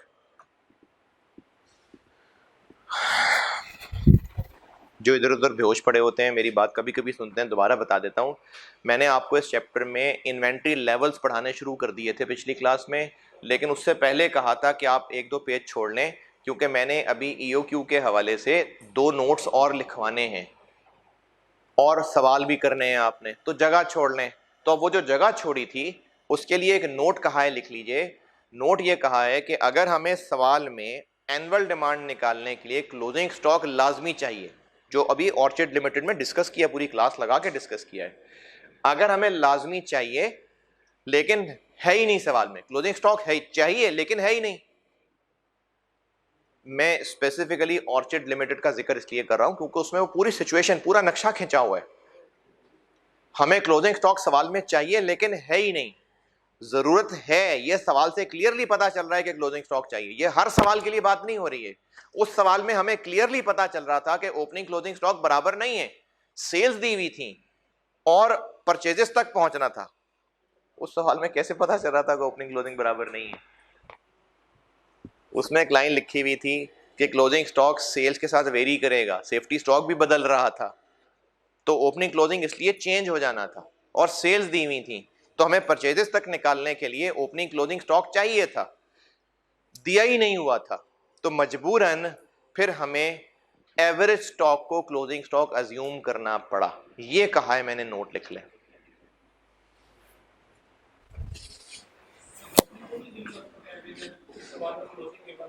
क्या हुआ?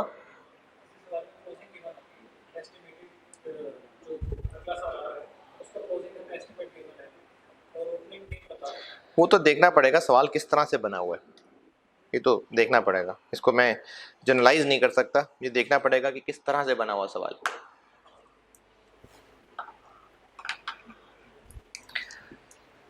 अच्छा, अब जो अगला नोट लिखवाना है उसके लिए पहले समझ लें, फिर लिखवाता हूं।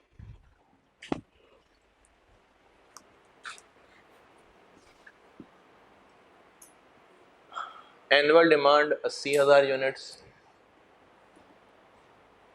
ऑर्डर कॉस्ट 15,000 पर ऑर्डर, और holding cost ₹20 per unit per year. नहीं नहीं,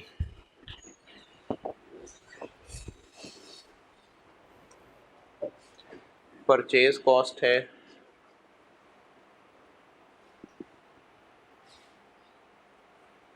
300 पर यूनिट, और होल्डिंग कॉस्ट है 15%, यानी इंटरेस्ट है ये। ईओक्यू कितना? 2 इंटू 80,000 इंटू 15,000 डिवाइडेड बाय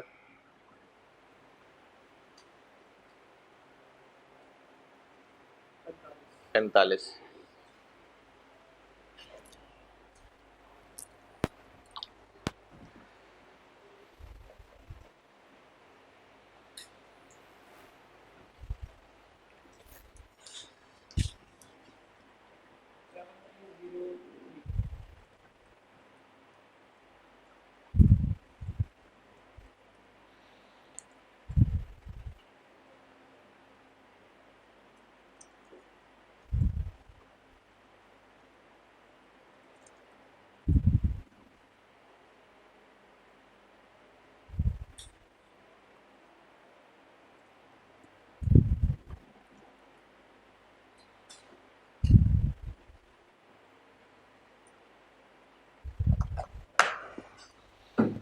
जी कितना?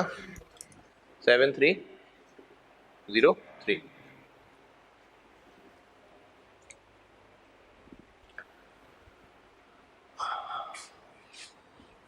हमारी current order policy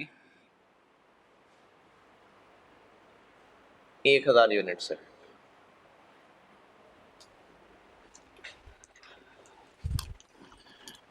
supplier has offered a discount of,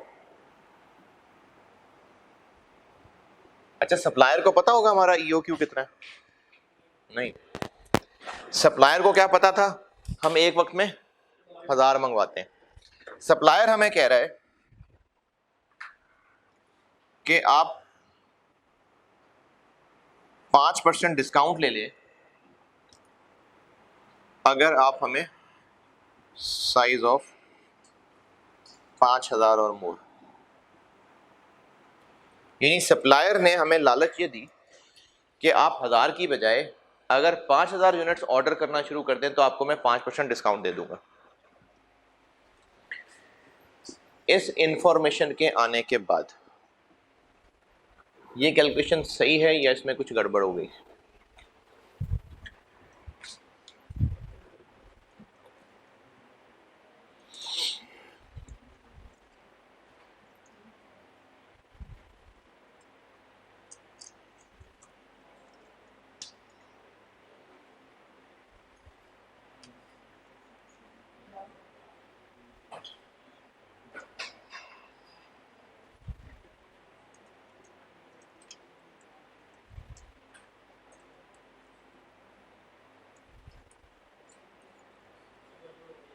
क्या गड़बड़ हो गई?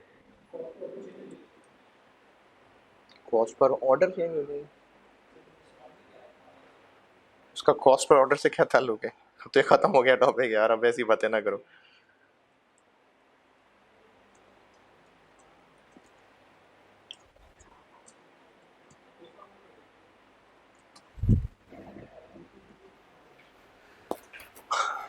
ये कैलकुलेशन गलत हो गई। हाँ, हमारी इस कैलकुलेशन से ईओक्यू का आंसर आ रहा है 7,000। चलो हम 7,000 भी अगर ऑर्डर करना शुरू कर दें तो हम डिस्काउंट के लिए एंटाइटल हो गए। अब अगर डिस्काउंट के लिए एंटाइटल हो गए तो हमें एक यूनिट 300 का पड़ेगा? नहीं, सस्ता पड़ेगा। तो अब जब सस्ता पड़ेगा तो इस कैलकुलेशन में तो हम 300 इस्तेमाल कर रहे हैं, ये तो गलत हो गई बात। तो ये ईओक्यू गलत है, हमें दोबारा ईओक्यू निकालना पड़ेगा। 2 इंटू 80,000 इंटू 15,000 डिवाइडेड बाय, अब 300 नहीं लिखेंगे, अब लिखेंगे 285।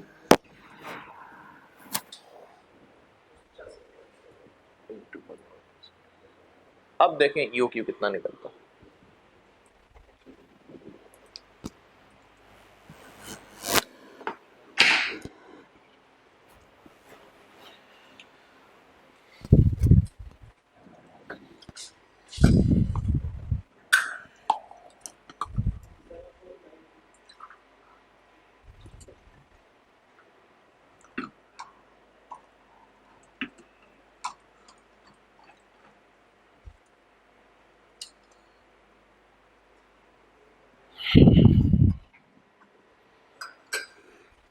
हाँ जी,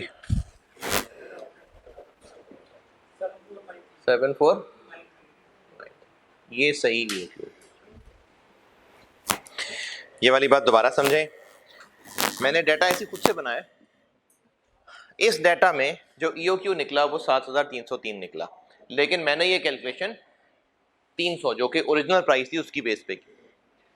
अगर अब ईओक्यू का आंसर उससे ज्यादा आ गया जो डिस्काउंट ऑफर थी, तो फिर यकीनन हम अगर इतना भी ऑर्डर करते हैं तो हमें डिस्काउंट मिलेगा।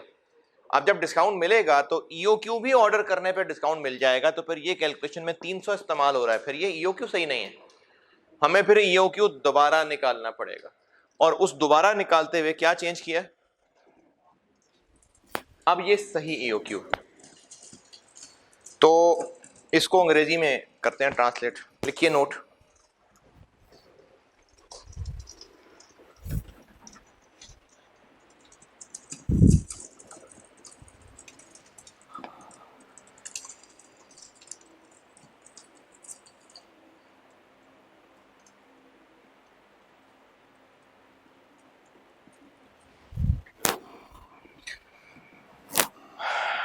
If bulk discount is offered, if bulk discount is offered,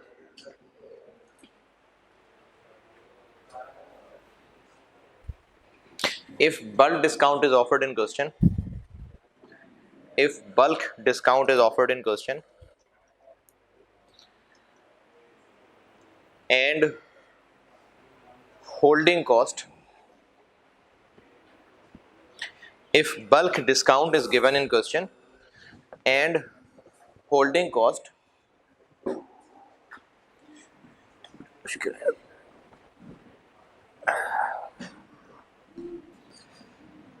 हाँ क्या लिखा? If bulk discount is offered in question and holding cost is given as a percentage, holding cost is given as a percentage, यानी अब ये सवाल में दो बातें हो गई, डिस्काउंट ऑफर भी मौजूद है सवाल में और होल्डिंग कॉस्ट परसेंटेज के तौर पे दी हुई है।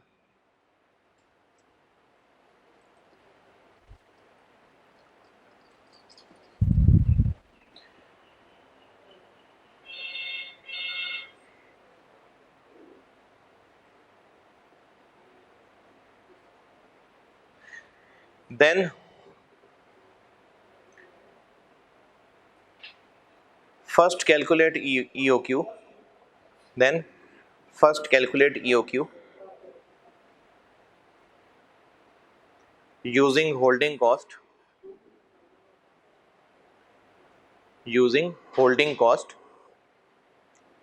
based on original purchase cost,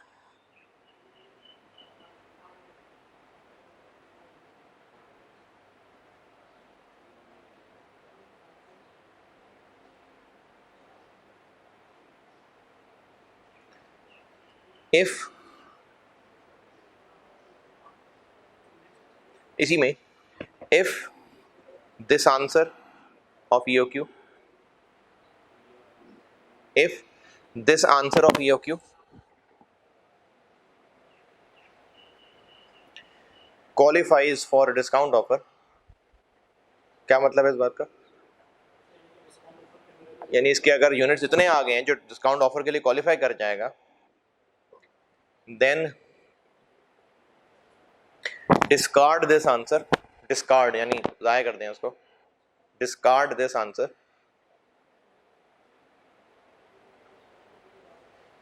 and recalculate EOQ,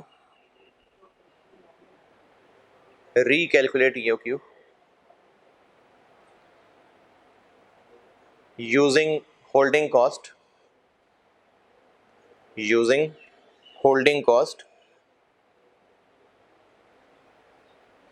based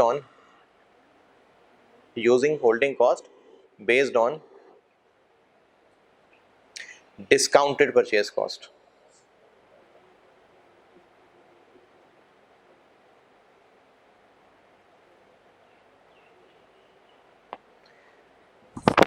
तो एक तो इस पॉइंट के लिए ये सवाल लिख लेना और दूसरी इसकी पहचान जो अभी होमवर्क दिया है वो उसमें भी यही वाला पॉइंट है, तो इसको नोट कर लें, इस मिसाल को इस नोट के साथ लिंक करके।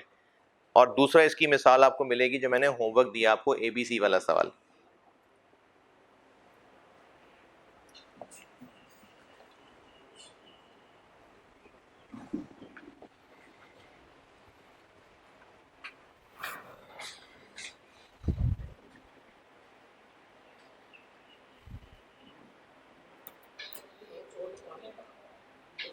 ये OQ वाले बस खत्म हो गए। मैंने कहा था 2 नोट लिखवाने और 2-3 सवाल होमवर्क के और करने हैं, तो अगर अगले रजिस्टर पे करते हैं तो बस यही था, मैंने कहा था 2 नोट लिखवाने हैं बस।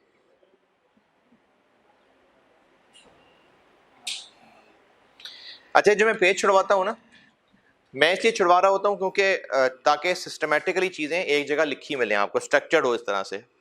अब उन छुड़वाए हुए पेजेस को जब मैं बाद में भर देता हूँ और आपको उन पेजेस में जगह खाली बची मिल जाती है, अब जैसे मैंने नोट लिखवाने से लिखवा दिए, बस ये OQ वाली बात खत्म हो गई है और आपके पास अब एक पेज बच गया है, तो उस पर कांटा लगा दें, उस पेज को ज़ाया कर दें। वरना कल जब आप इस लेक्चर को पढ़ रहे होंगे बैठ के, क्या समझ नहीं आ रही किस चीज में, समझा नहीं, खत्म कर रहा हूं ये वाला। तो ये जो पेज अगर किसी का रह गया ना तो उसको काट दें, क्योंकि कल आप जब लेक्चर पढ़ रहे होंगे तो आपको लगेगा पता नहीं ये पेज कौन सा खाली छोड़ा हुआ था, और वो ऐसा सस्पेंस रहेगा कि आपको लगेगा शायद आपसे कुछ मिस हो गया है। तो ये जो पेजेस मेरे छुड़ाए हुए में से बच जाते हैं ना, इनको ज़ाया कर दिया करें। देखें यार, इतनी छोटी छोटी बातें बच्चों की तरह बता के चल रहा हूँ।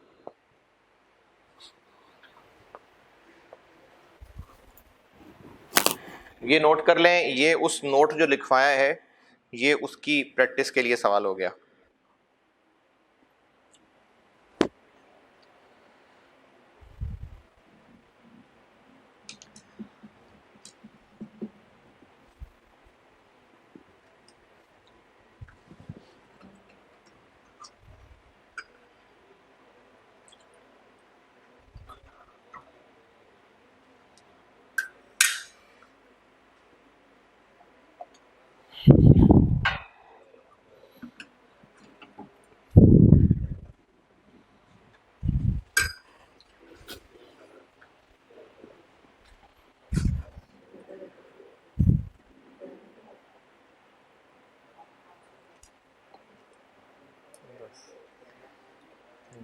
हम 12।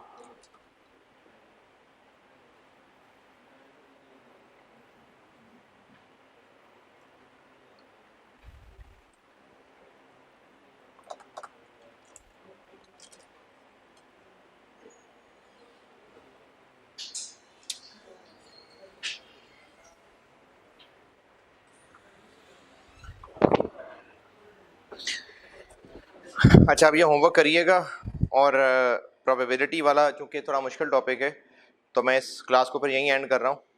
लेकिन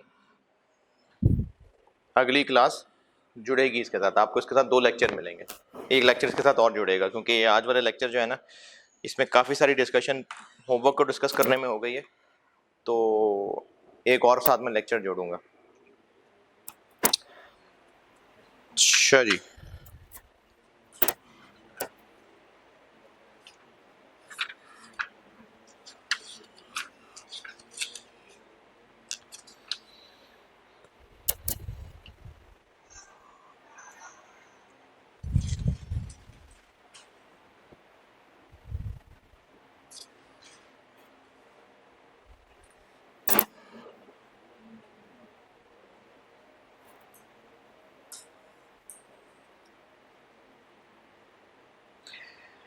अच्छा, ये FR2 भी जो पढ़ रहा है, मैंने उसमें ये हदीस पहले सुना दी हुई है।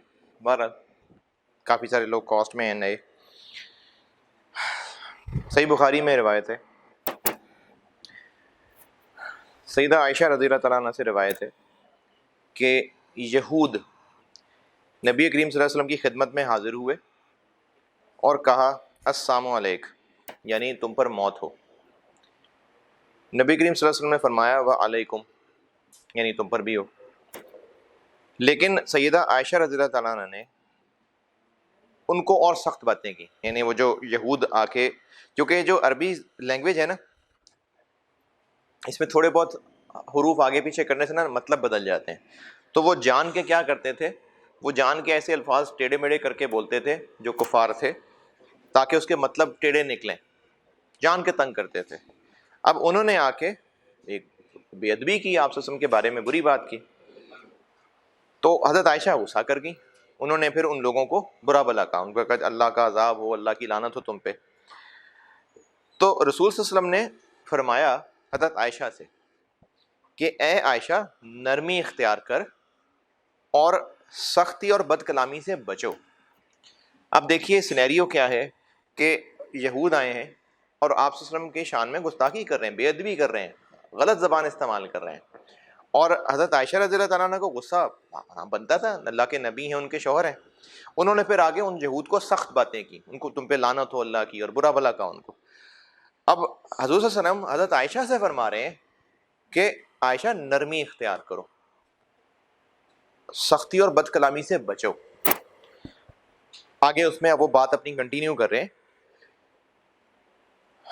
हज़रत आयशा ने इस पे जब ये देखा कि आप सब उन्हीं को रोक रहे हैं, तो आयशा ने अर्ज किया कि क्या आपने नहीं सुना कि उन्होंने कहा क्या है, यानी इतनी सख्त बातें वो करके गए। तो नबी सल्लल्लाहु अलैहि वसल्लम ने फरमाया कि क्या तुमने नहीं सुना जो मैंने जवाब में कहा है? मैंने उनकी बात उन्हीं पर लौटा दी, मेरी बात उनके बारे में कबूल हो गई, उनकी बात मेरे बारे में कबूल नहीं हुई। यानी वो जो बातें कर रहे थे हज़रत मोहम्मद सल्लल्लाहु अलैहि वसल्लम को, जी तुम पे मौत हो, तो वो बात अल्लाह ने कबूल नहीं की। मैंने उनसे कहा वालेकुम, तुम पे भी हो, उन पे कबूल हो गई।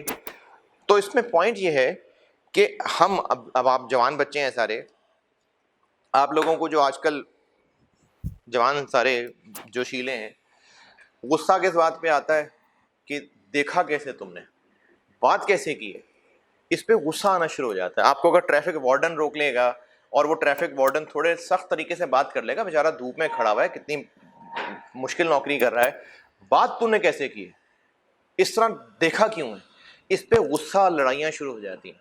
तो आप सल्लल्लाहु अलैहि वसल्लम फरमा रहे हैं कि माफ़ी, सख्त रवैया ना अख्तियार करो। या देखो, ये तो वो है जो वो वार्डन, वो आपको को बददुआएं भी नहीं दे रहा, वो तो काम बेचारे का ऐसा था कि वो तंग आ गया हुआ है तो उसका लहजा सख्त हो गया, वो तो बददुआएं दे रहे थे आके। उन पे भी आप सल्लल्लाहु अलैहि वसल्लम ने अपनी बीवी को कहा है कि नहीं, चुप कर जाओ, नरमी इख्तियार करो, सख्त बात नहीं करो। तो अगर हम ये सख्त बातें करना छोड़ दें ना, माफ कर दो, नरमी, कोई बात नहीं, अगला गालियां दे रहे, देने दे। अच्छा, एक होता है, वो एक अलग बहस है कि उसमें शटअप कॉल देनी है, गैरत का मामला है, वो एक अलग बात है।